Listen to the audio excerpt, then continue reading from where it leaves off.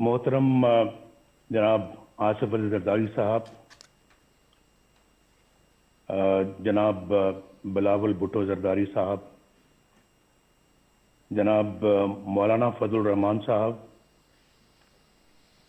मेरे भाई मोहम्मद शबाज शरीफ साहब, जनाब महमूद खान अचकजई साहब, मोहतरम डॉक्टर अब्दुल मालिक साहब, मोहतरम साजिद मीर साहब, जनाब आफ्ताब अहमद खान शेरपाव साहब, जनाब मोहसिन खान दावर साहब, जनाब जमालुद्दीन साहब, जमालदीनी साहब और जनाब अवैस शाह नूरानी साहब, नहायत मुअज़्ज़िज़ कायदीन, मोहतरम शुरकाए कॉन्फ्रेंस और मोहतरम ख़वातीन हज़रात, अस्सलाम वालेकुम। बहुत शुक्रिया जनाब मोहतरम आसिफ जरदारी साहब, अल्लाह ताला आपको भी सेहत तंदुरुस्ती अता फरमाए और खैर व बरकत अता फरमाए। मेरी बहुत सारी दुआएं आपके लिए भी हैं और बिलावल भुट्टो जरदारी साहब के लिए भी हैं। उनसे परसों बात करके मुझे बहुत खुशी हुई और बहुत अच्छी हमारी बातें हुई और जिस प्यार मोहब्बत से उन्होंने मुझसे बात की मैं कभी नहीं भुलाऊंगा।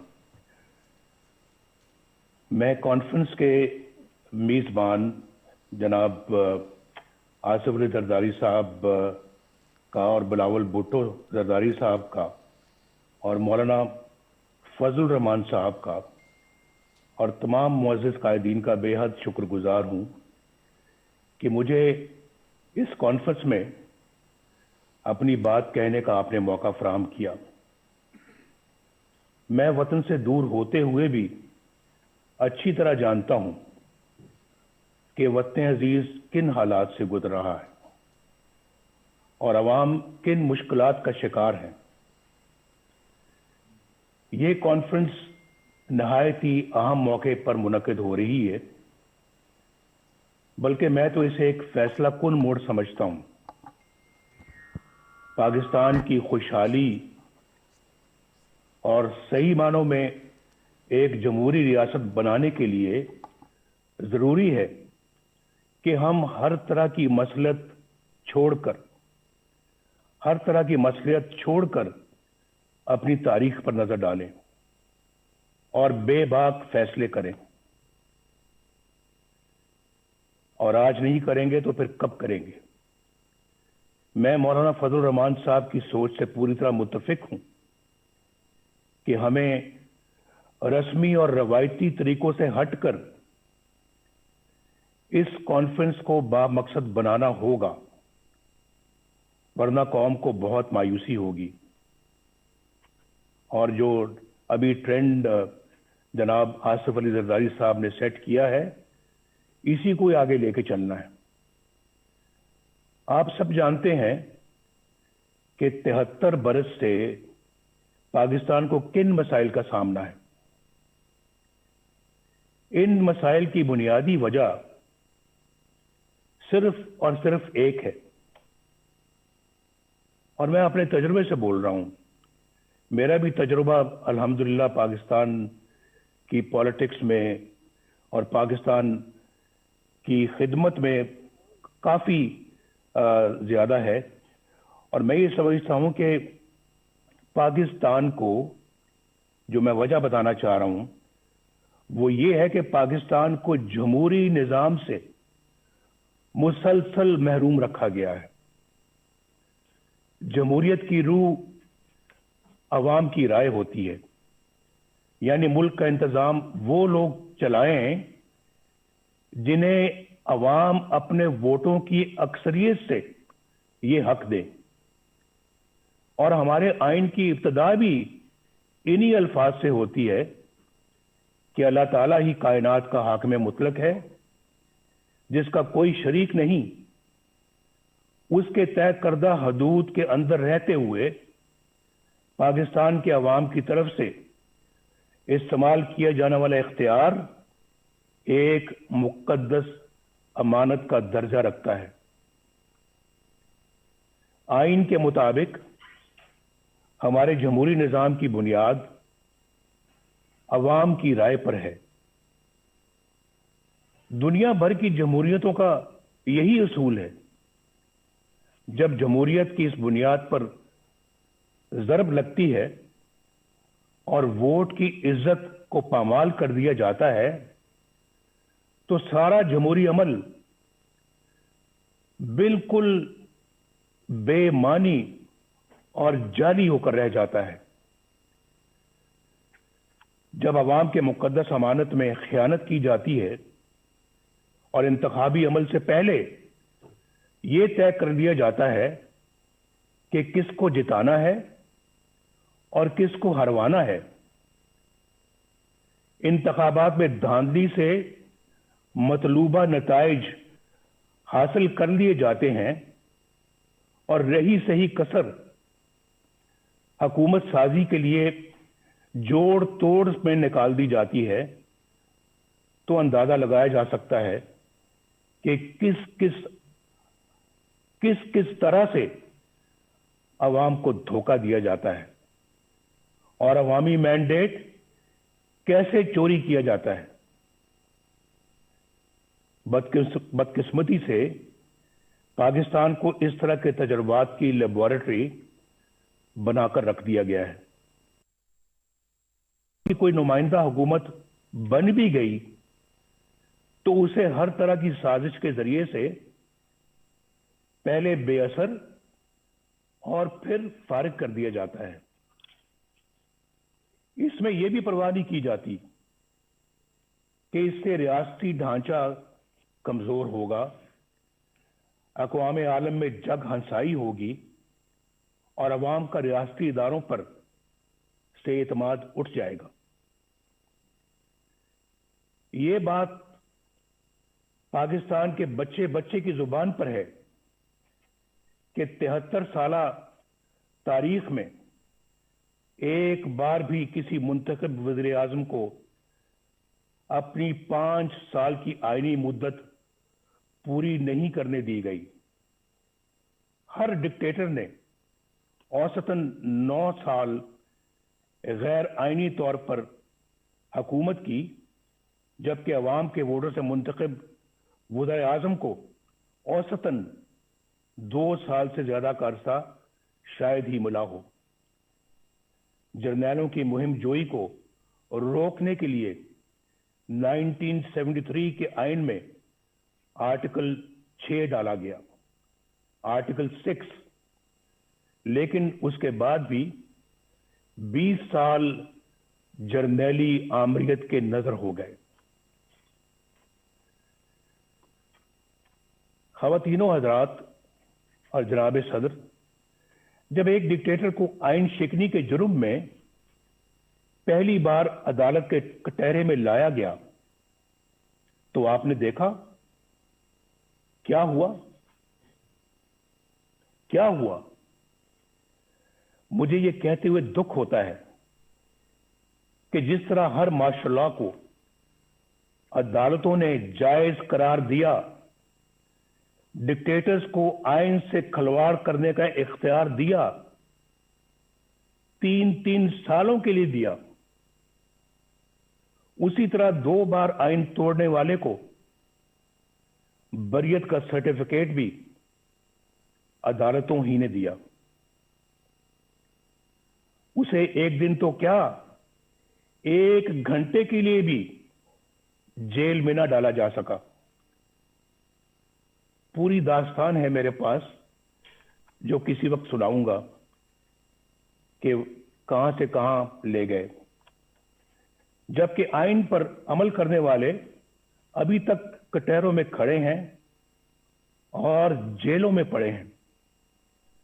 हमारी तारीख में तकरीबन 33 साल का अरसा फौजी आमरीत की नजर हो गया। यहां सिर्फ एक डिक्टेटर पर मुकदमा चला, खसूसी अदालत बनी, कार्रवाई हुई, उसे आइन और कानून के तहत सजा सुनाई गई, लेकिन क्या हुआ? मैं पूछना चाहता हूं, क्या हुआ? क्या मुजरिम गिरफ्त में आ गया? क्या सजा मिली? ये सब तो दूर की बात। हुआ तो ये कि अदालती सिरे से गैर आईनी करार दे दी गई। यहां कोई ये अनहोनी बात नहीं, यानी पाकिस्तान में ये कोई अनहोनी बात नहीं कि किसी डिक्टेटर के बड़े से बड़े जुर्म पर भी कोई कार्रवाई ना हो, और अगर हो भी जाए तो कोई उसे छू भी ना सके, और अगर कोई फैसला आ भी जाए तो सिर्फ सजा ही नहीं, अदालत को भी हवा में उड़ा दिया जाए। लेकिन आखिर कब तक? कब तक? इसके बरक्स उन सियासतदानों को देखिए जो अवाम के वोटों से वजीर आजम बने। कोई कत्ल हो गया, कोई फांसी चढ़ गया,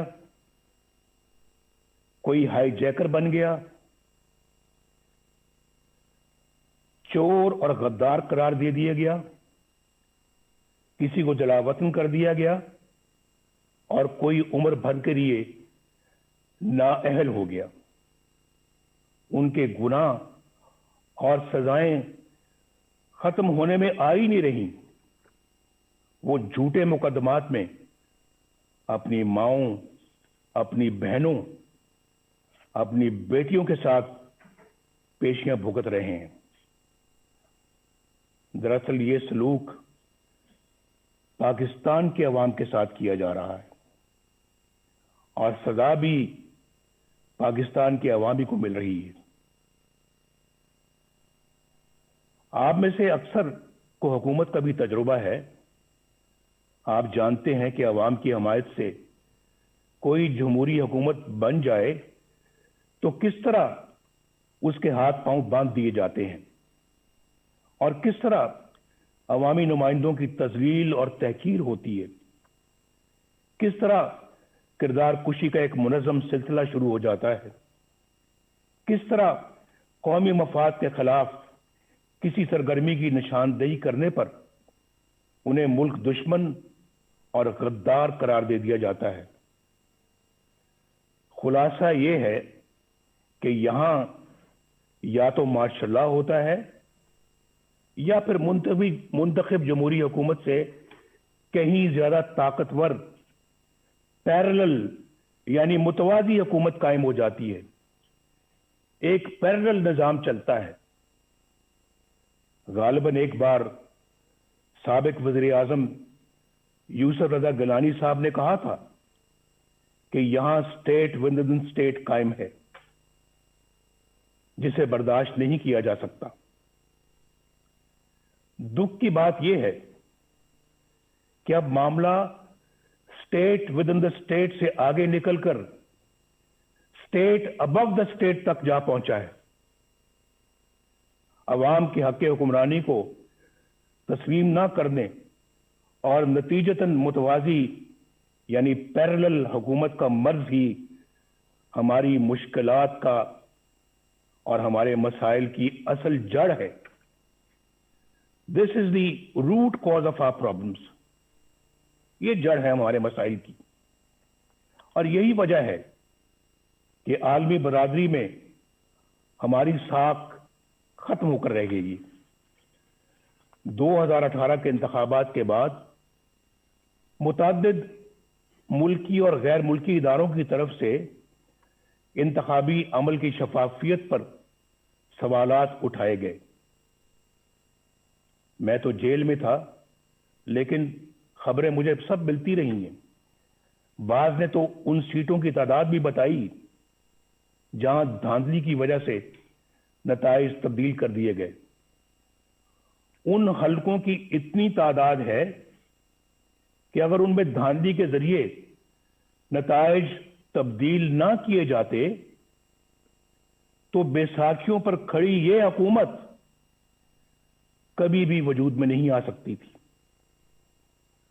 आज कौम जिन हालात से दो चार है, उसकी बुनियादी वजह वो लोग हैं जिन्होंने अवाम की राय के खिलाफ नाअहल हुक्मरानों को मुल्क पर मुसल्लत किया। इंतखाबात हाईजैक करके इक़्तिदार चंद लोगों को मुंतकिल कर देना बहुत बड़ी बददियानती और आइन शिकनी है। हम चंद रुपयों की खातिर डाका डालने वालों के लिए तो बड़ी से बड़ी सजा का तकाजा करते हैं, लेकिन अवाम के हकूक पर डाका डालना कितना संगीन जुर्म है, क्या किसी ने सोचा है? मुअज़्ज़िज़ ख़वातीन व हज़रात, क्या मैं ये पूछने की जिसारत कर सकता हूं कि 2018 के इंतखाबात में घंटों आरटीएस क्यों बंद रखा गया? गिनती के दौरान पोलिंग एजेंट्स को क्यों निकाल बाहर किया गया? इंतखाबात में धांधली क्यों कर की गई? किसके कहने पर की गई? किसके लिए की गई? और कौन से मफादात के लिए की गई? इसमें साबिक चीफ इलेक्शन कमिश्नर और सेक्रेटरी इलेक्शन कमीशन को भी जवाब देना होगा, और जो लोग भी धांधली के जिम्मेदार हैं उन सबको हिसाब देना होगा। मोहतरम कायदीन कराम, जनाब चेयरमैन, इस नाअहल हुकूमत ने 2 सालों में पाकिस्तान को कहां से कहां पहुंचा दिया है, इसका कोई अंदाजा कर सकता है? पाकिस्तान की मईशत बिल्कुल तबाह हो चुकी है, या जो कहते हैं ना कि पाकिस्तान की मईशत तबाह हो रही है, नहीं, बात उससे बहुत आगे चली गई है। पाकिस्तान की मईशत बिल्कुल तबाह हो चुकी है। 5.8% की शरह तरक्की से आगे बढ़ता हुआ पाकिस्तान आज 0 से भी नीचे जा चुका है। पाकिस्तानी रुपया भारत और बांग्लादेश ही नहीं, अफगानिस्तान और नेपाल से भी ज्यादा नीचे गिर चुका है। जिस महंगाई पर हमने मुकम्मल काबू पा लिया था, वो आज कई गुना बढ़ चुकी है। गरीब और मुतवस्सित घरानों के लिए 2 वक्त की रोटी भी मुहाल हो चुकी है। बिजली और गैस के बिल अब आम आदमी पर बम बनकर गिरते हैं। आप कभी अंदाजा कीजिए, वाकईतन बम बन के गिरते हैं। पिछले 2 सालों में 1.5 करोड़ लोग गुर्बत की सतह से नीचे जा चुके हैं, और 1 करोड़ नौकरियों का झांसा देने वाले 1 करोड़ 20 लाख लोगों का रोजगार छीन चुके हैं। इस नालायक हुकूमत ने हर मामले पर यू टर्न लिया है। आज सरमायाकारी बिल्कुल खत्म हो चुकी है। सी पैक सख्त कंफ्यूजन का शिकार है। कर्जे खत्म कर देने का दावा करने वालों ने 2 साल की कलील मुद्दत में कर्जों में इतना इजाफा कर दिया है कि पिछले तमाम रिकॉर्ड टूट गए हैं। ये मैं फैक्ट्स और फिगर्स से सारी बात बता रहा हूं। और इसके बावजूद कोई एक भी बड़ा तरक्याती मंसूबा शुरू नहीं किया जा सका। वो पाकिस्तान जिसके बारे में बैनुल-अक़वामी इदारे ये पेशगोई कर रहे थे कि अगले चंद साल में ये दुनिया की सबसे बड़ी 20 मईशतों यानी G20 में शामिल हो जाएगा, आज मुआशी तौर पर मफलूज होकर रह गया है। याद रखिए कि अगर पाकिस्तान में वोट को इज्जत ना मिली और कानून की हुक्मरानी ना आई, تو یہ ملک معاشی طور پر مفلوج ہی رہے گا. اور میں کھلے الفاظ میں یہ واضح کر دینا چاہتا ہوں کہ ایسے ممالک اپنے دفاع کے قابل بھی نہیں رہتے، خاص طور پر اس وقت جب آپ کے دشمن آپ کی کمزوریوں کا فائدہ اٹھا رہے ہوں. خواتین و حضرات، ملک بدامنی، افراتفری اور جرائم کا گڑھ بن چکا ہے. آئے دن ایسی پریشان کن خبریں آتی رہتی ہیں جن سے عوام کو امن و امان سے متعلق درپیش پریشانیوں کا اندازہ بخوبی لگایا جا سکتا ہے. شیخوپورہ سیالکوٹ روڈ پر قوم کی ایک بیٹی کے ساتھ پیش آنے والا واقعہ دل دہلا دیتا ہے. اس آنے کے بعد مزید تکلیف کا باعث اس سنگ دل پولیس افسر کا ہے جو بنیادی انسانی اقدار سے بھی محروم ہے. اس کا بڑا المیہ یہ ہے کہ حکومت کی تمام تر ہمدردیاں قوم کی بیٹی کے بجائے اپنے چہیتے پولیس افسر کے ساتھ ہے. جناب چیئرمین، پاکستان آبادی کے لحاظ سے دنیا کا چھٹا بڑا ملک ہے، جغرافیائی اعتبار سے بھی انتہائی اہم ہے. پاکستان کی خارجہ پالیسی بنانے کا اختیار عوامی نمائندوں کے پاس ہونا چاہیے.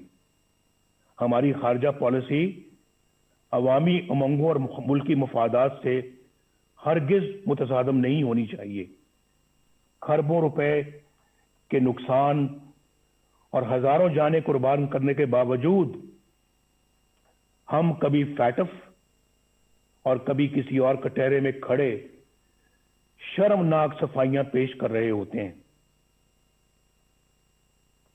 جب کشمیر کا نام زبان پر آتا ہے تو 73 سال سے دی جانے والی قربانیاں آنکھوں کے سامنے آ جاتی ہیں. کشمیری عوام پر مظالم کا سلسلہ تو کئی سالوں سے جاری ہے، مگر کشمیر کو ہڑپ کرنے کا حوصلہ آج تک کسی کا نہیں ہوا. اب بھارت نے ایک غیر نمائندہ اور غیر مقبول اور کٹ پتلی پاکستانی حکومت دیکھ کر کشمیر کو اپنا حصہ بنا لیا ہے، اور ہم احتجاج بھی نہ کر سکے. دنیا تو کیا اپنے دوستوں کی حمایت بھی نہ حاصل کر سکے. آخر ایسا کیوں ہے؟ کیوں ہوا ایسے؟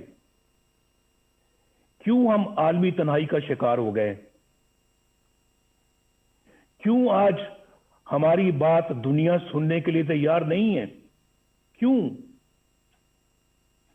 ہمارے درینہ اور شانہ بشانہ کھڑے ہونے والے ساتھی ممالک کیوں ہم سے دور ہو گئے؟ شاہ محمود قریشی نے کس منصوبے کے تحت وہ بیانات دیے جن سے ہمارے بہترین دوست سعودی عرب کی دل شکنی ہوئی؟ پاکستان کو اپنے دوست ممالک کی دل آزاری سے اعتراض کرنا چاہیے.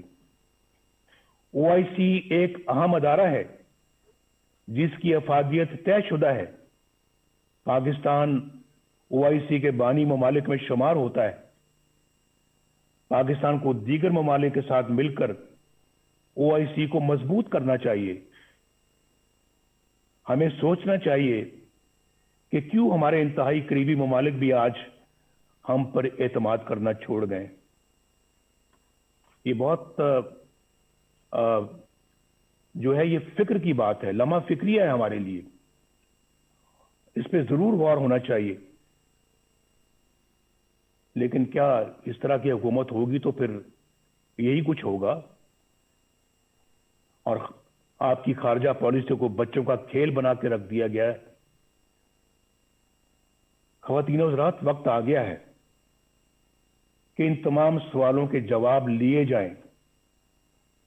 اگر اس کانفرنس میں پیپلز پارٹی سے تعلق رکھنے والے 2 وزیر اعظم जनाब यूसुफ रज़ा गिलानी और जनाब राजा परवेज अशरफ साहब मौजूद हैं, तो वो अच्छी तरह जानते हैं कि सिविल हुकूमत के गिर्द किस तरह के शिकंजे कस दिए जाते हैं,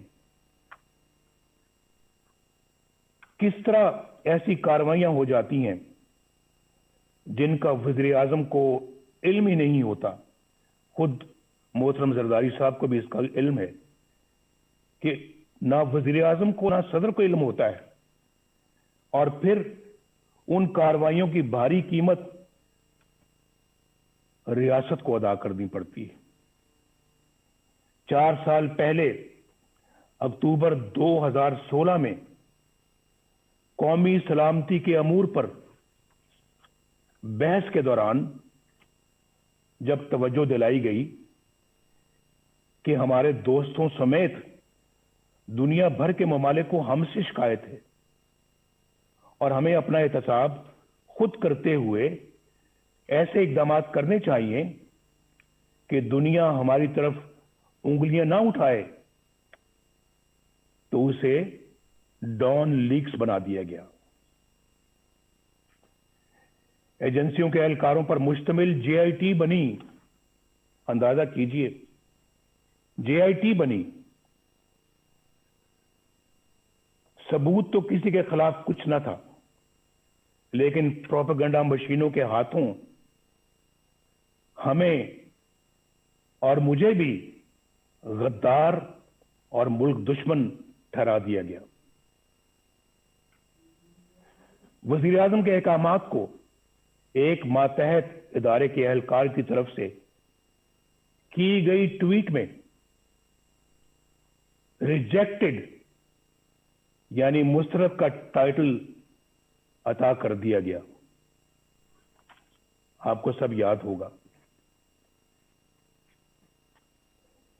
CPAC को नाकाम बनाने का सिलसिला 2014 में उस वक्त शुरू हुआ जब धरनों के जरिए चीन के मुअज़्ज़िज़ सदर का दौरा मुलतवी करवा दिया गया।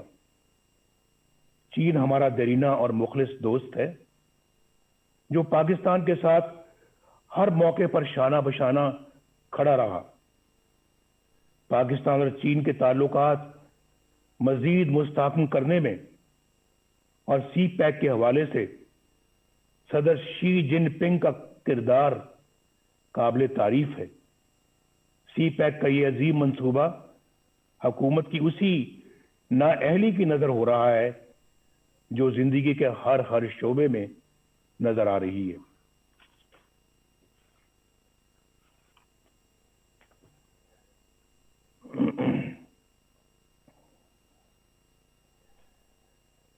अगर मैं ये कहूं तो बेजाना होगा कि CPAC के साथ पेशावर की BRT जैसा सलूक हो रहा है, जहां कई साल बीत गए, मंसूबे से कई गुना ज्यादा रकम गर्क हो चुकी, मगर नतीजा आज भी नजरों से ओझल है। आए दिन कभी दौरान सफर बसों में आग लग जाती है, तो कभी बारिश नाकिस तामीर का पोल खोल कर रख देती है। यहां नैब के किरदार का जायजा लेना भी जरूरी है। सच्ची बात तो यह है कि एक डिक्टेटर के बनाए हुए इस इदारे को बरकरार रखना हमारी गलती थी, लेकिन यह भी सच है कि हमने कभी नहीं सोचा था कि ये इदारा इस हद तक गिर सकता है। ये इदारा नहीं बल्कि अंधे हुकूमती इंतकाम का आला कार बन चुका है। इसके कई सीनियर एहलकारों के घुनावने किरदार फाश हो चुके हैं। इस इदारे का चेयरमैन जावेद इकबाल अपने ओहदे और इख्तियारात का इंतहाई नाजेबा और मजमूम इस्तेमाल करते हुए पकड़ा जाता है, मगर ना तो कोई इंक्वायरी होती है, ना एक्शन लिया जाता है, और ना ही शफाफियत के दावेदार इमरान खान पर कोई जूं रीतती है। उसके बावजूद ये शख्स डिटाई से अपने ओहदे पर विराजमान इंतकाम के एजेंडे पर धड़ल्ले से अमल करता है। लेकिन बहुत जल्द इंशाअल्लाह इन सब का यौम हिसाब आएगा इंशाअल्लाह। बैनुल अक़वामी इदारे और हमारी आला अदालतें नैब के मनफी किरदार पर बड़ी वाज़ेह राय दे चुकी हैं। ये इदारा इंतहाई बुदबूदार हो चुका है और ये मुकम्मल तौर पर अपना जवाज खो चुका है।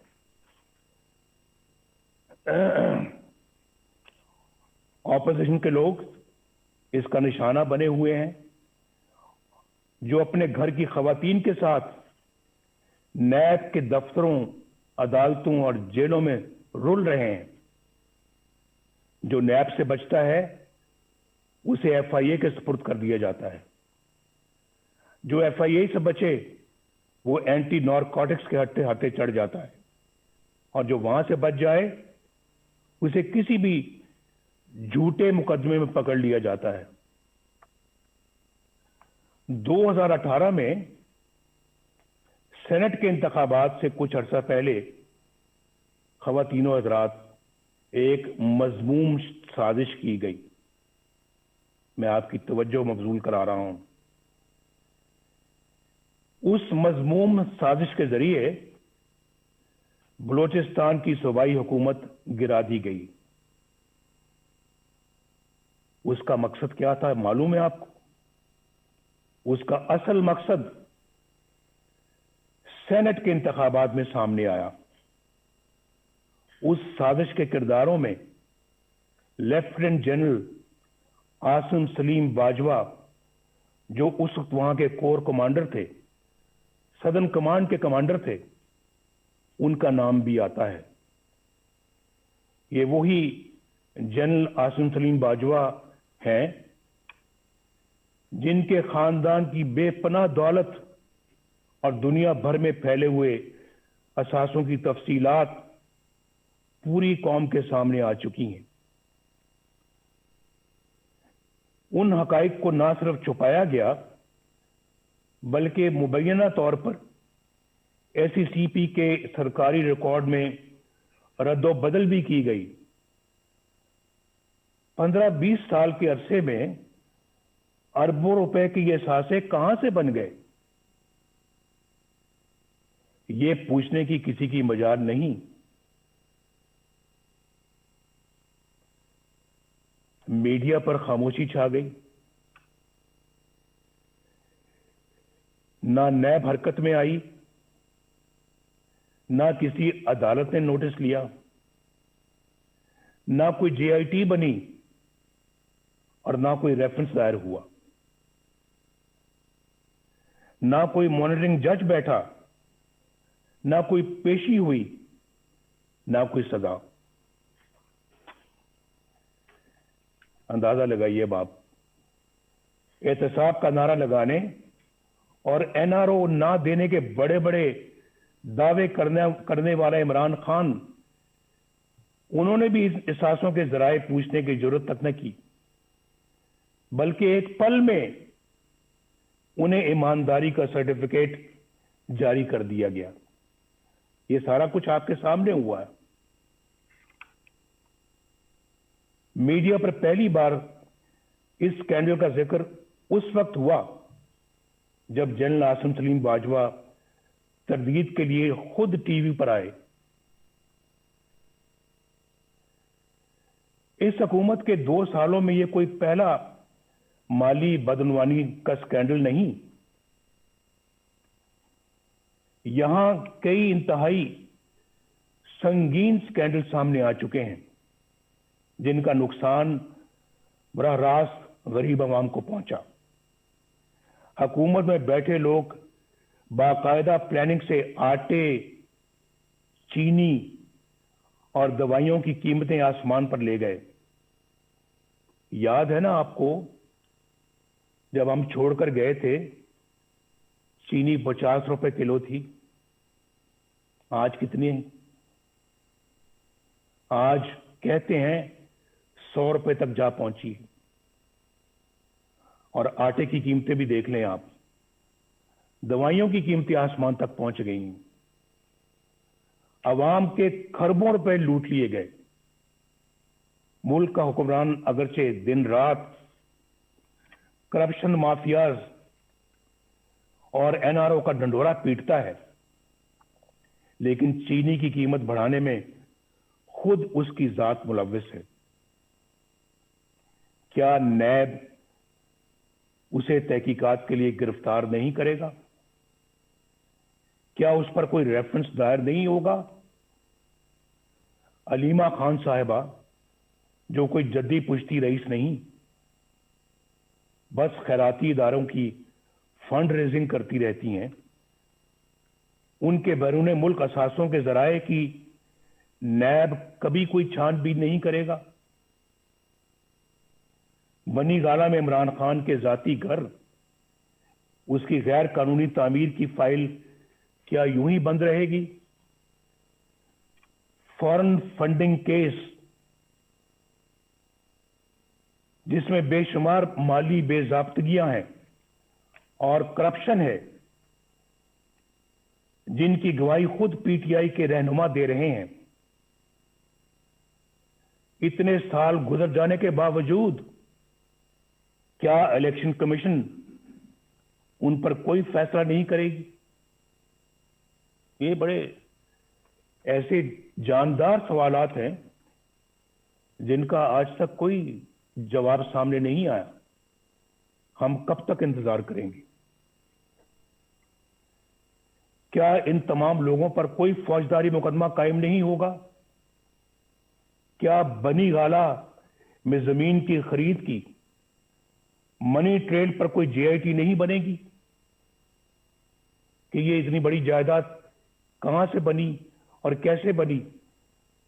उसमें बहुत करप्शन और शुकूक शुबात है।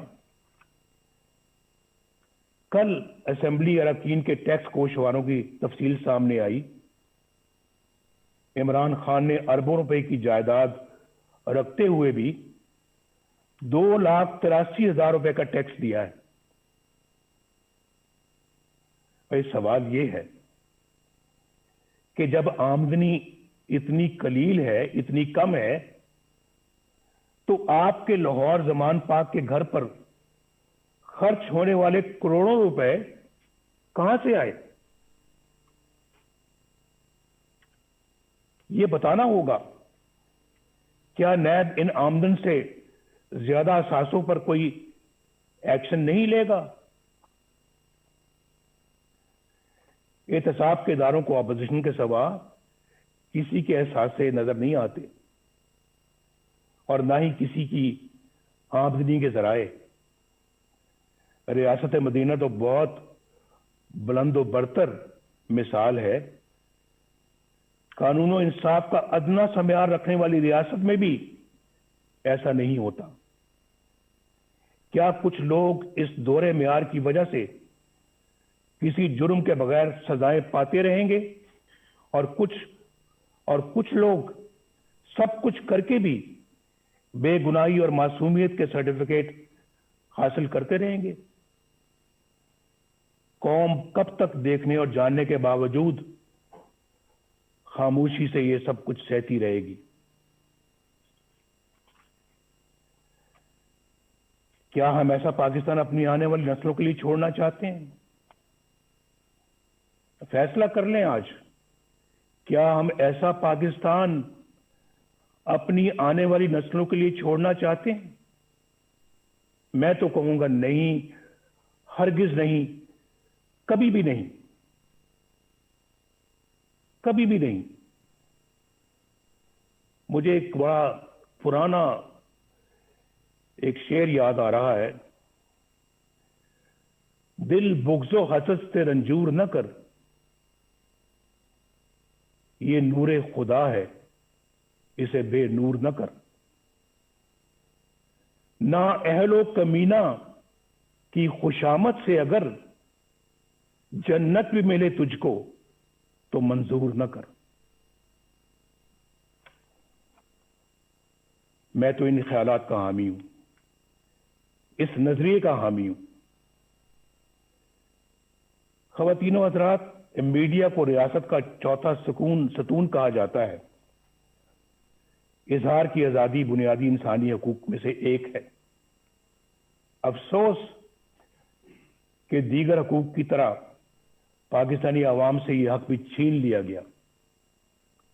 ایک طرف مجھے سیاسی جماعتوں کا بلیک آؤٹ نظر آتا ہے اور دوسری طرف غیر سیاسی اور غیر جمہوری عناصر کا بے روک ٹوک پروپیگنڈا۔ کہیں مجھے چینلوں کی غیر قانونی بندش نظر آتی ہے تو کہیں اخبارات اور جرائد کی مخصوص علاقوں میں تقسیم پر پابندیاں۔ ریاستی طاقت سے میڈیا کی زبان بندی کہاں کا انصاف ہے؟ صحافیوں، بالخصوص خواتین صحافیوں کو سرکاری ایجنسیوں کا اٹھا کر لے جانا اور تشدد کا نشانہ بنانا بزدلانہ اور انتہائی قابل مذمت ہے۔ سینئر صحافیوں کو چینلوں یا اخبارات کی ملازمت سے برخاست کروا دینا، بے بنیاد مقدمات میں الجھا دینا اور قید میں ڈال دینا کیا ایک جمہوری ریاست کا طریقہ ہے؟ میں اس کانفرنس کے شرکاء سے درخواست کروں گا کہ سب مل کر یہ عہد کریں کہ ہم میڈیا اور ذرائع ابلاغ کی حفاظت کریں گے اور اس کی آزادی پر کوئی قدغن قبول نہیں کریں گے۔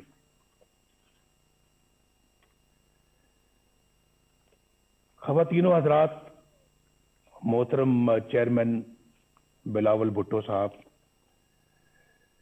جمہوریت کو کمزور کرنے اور اپنا مخصوص ایجنڈا نافذ کرنے کے لیے تقسیم کرو یعنی ڈیوائیڈ اینڈ رول یعنی لڑاؤ اور حکومت کرو کی پالیسی معمول بن چکی ہے۔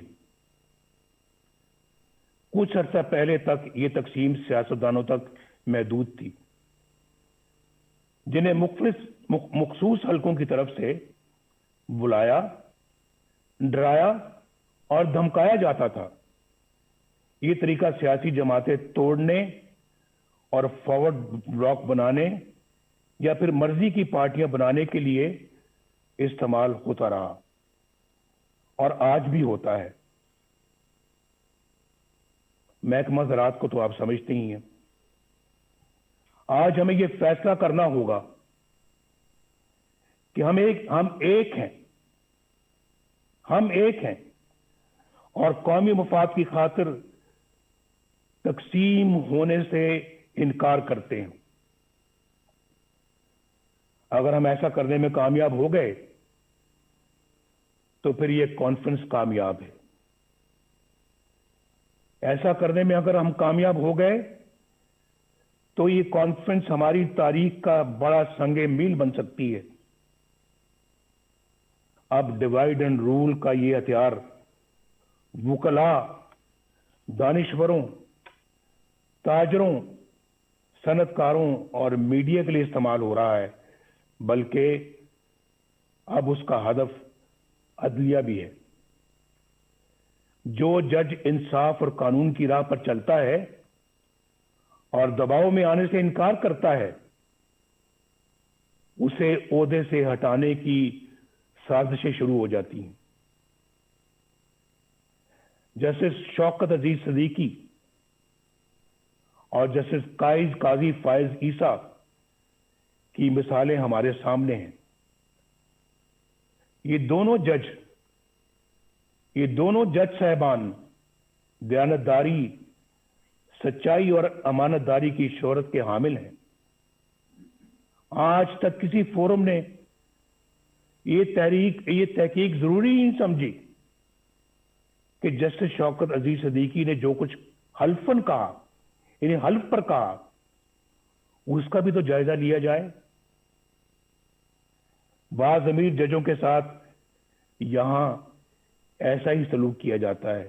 انفارچونیٹلی یہاں انصاف پسند اور امانت دار نہیں بلکہ ایسے منصف تلاش کیے جاتے ہیں جو ان کے ہر جائز اور ناجائز مطالبات تسلیم کریں، ان کے جبر و استبداد اور بلیک میلنگ کے آگے سر تسلیم خم کریں، نظریہ ضرورت بنائیں اور پروان چڑھائیں۔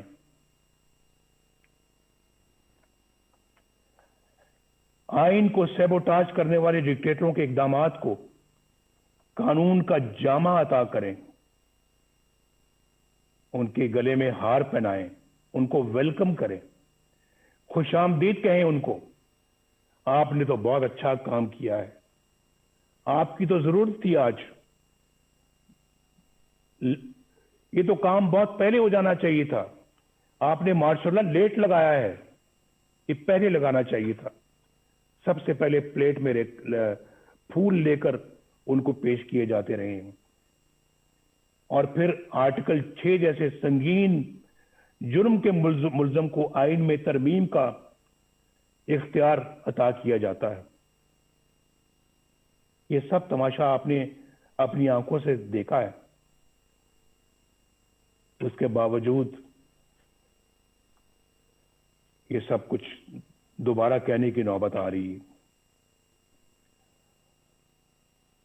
یعنی یہ سب کچھ ہو رہا ہے اور عوام کے منتخب وزیر اعظم کو پھانسی دیں، جیلوں میں ڈالیں، جلا وطن کریں اور ان کو اور ان کے خاندان کو ذلیل و رسوا کریں۔ اس کانفرنس کو آئین کی حکمرانی اور ووٹ کی عزت کے تحفظ کے لیے آج ایک جامع لائے عمل تجویز کرنا چاہیے۔ اگر میثاق جمہوریت کی بنیاد پر کسی نئے میثاق کی تشکیل ضروری ہو تو اس پر غور کیا جانا چاہیے۔ متوازی یعنی پیرل حکومت کی بنیادی مسئلے کو حل کرنے کے لیے ٹھوس حکمت عملی بنائی جائے۔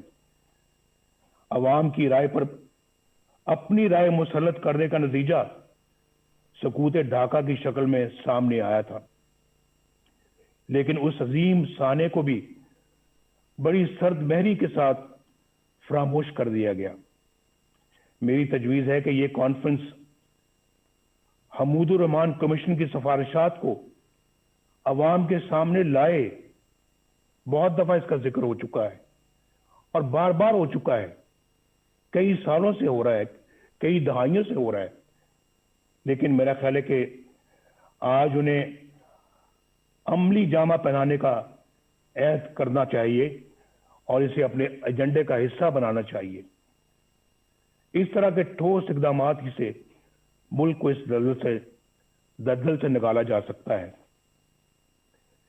اس وقت ہماری اولین ترجیح اس غیر نمائندہ اور نااہل اور سلیکٹڈ حکومت اور اس سے کہیں زیادہ اہم اس نظام سے جس کا میں نے ذکر کیا ہے، اس سے نجات حاصل کرنا ہے۔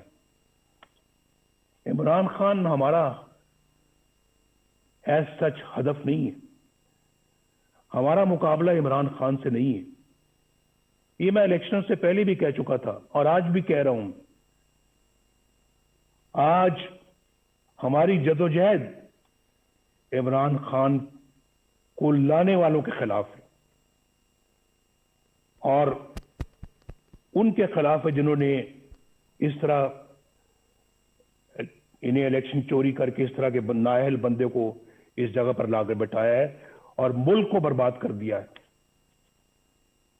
یہ ملک ہمیں تمام چیزوں سے زیادہ عزیز ہے، جس نے عوام اور اپوزیشن کے ساتھ ساتھ اچھی شہرت کے حامل جج صاحبان کو بھی نشانہ بنا لیا ہے۔ یہ تبدیلی عمل میں نہ آئی تو یہ نااہل اور ظالمانہ نظام ملک کو ناقابل تلافی نقصان پہنچا دے گا۔ ہمیں یہ بھی نہیں بھولنا چاہیے کہ ہمارے دشمنوں کے عزائم کیا ہیں۔ ان کے عزائم کو ناکام بنانے کے لیے مضبوط معیشت کے ساتھ ساتھ مضبوط دفاعی نظام کی بھی ضرورت ہے۔ ہم نے پہلے بھی اس ملک کو الحمدللہ ایٹمی قوت بنایا ہے اور ہر وہ जरूरत पूरी की है जिसके लिए हमारे दफा को जरूरत थी। हमारी कौमी सलामती के लिए जरूरी है कि हम अपनी मईशत के साथ साथ अपनी मुसल्लह अफवाज को भी मजबूत से मजबूत तर बनाएं। हमने इस काम में माजी में भी कभी कोई कसर नहीं छोड़ी, कोई कोताही नहीं की और आइंदा भी हमारी ये तरजीह रहेगी। हमारे दफा की मजबूती और कौमी सलामती के लिए सबसे अहम ये है कि हमारी मुसल्लह अफवाज आईने पाकिस्तान, अपने दस्तूरी हल्फ और कायद आज़म की तलकीन के मुताबिक खुद को सियासत से दूर रखें और अवाम के हक़ हुक्मरानी में मुदाखलत न करें। किसी के कहने पे प्राइम मिनिस्टर हाउस के गेट फलांगकर प्राइम मिनिस्टर हाउस में दाखिल होकर प्राइम मिनिस्टर को गिरफ्तार न करें, बंदूक की नोक पर गिरफ्तार न करें। ऐसा इन आंखों ने देखा है, उसका मुशाहिदा किया है। वो मंजर मेरी आंखों के सामने रहते हैं और बड़ा दुख होता है कि हमने अपने मुल्क को क्या बना दिया है, एक तमाशा बना दिया है, अपनी नजरों में भी और दुनिया की नजरों में भी। जनाब चेयरमैन और मुअज़्ज़िज़ ख़वातीनो हज़रात, आखिर में मैं आपको यकीन दिलाता हूं कि APC इत्तफ़ाक़ राय से जो भी हिकमत अमली और लाए अमल तरतीब देगी, मुस्लिम लीग नून उसका भरपूर साथ देगी।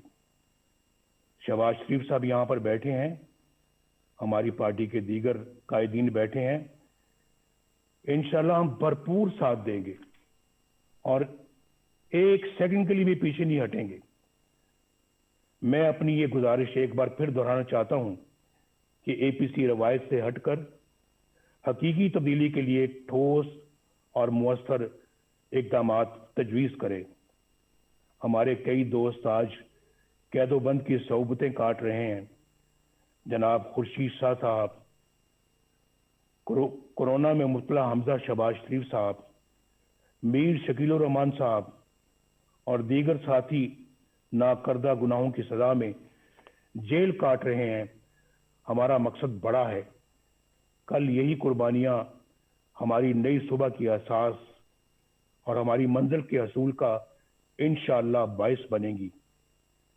मैं आप सब कायदीन का बेहद शुक्रगुजार हूं और अपने मेज़बान जनाब बिलावल भुट्टो जरदारी साहब का भी दिल की गहराइयों से शुक्रिया अदा करता हूं कि मुझे आपने अपनी गुजारिशात पेश करने का मौका दिया। मेरी और पूरी कौम की दुआएं आपके साथ हैं। अल्लाह हाफिज। पाकिस्तान पाइंदाबाद।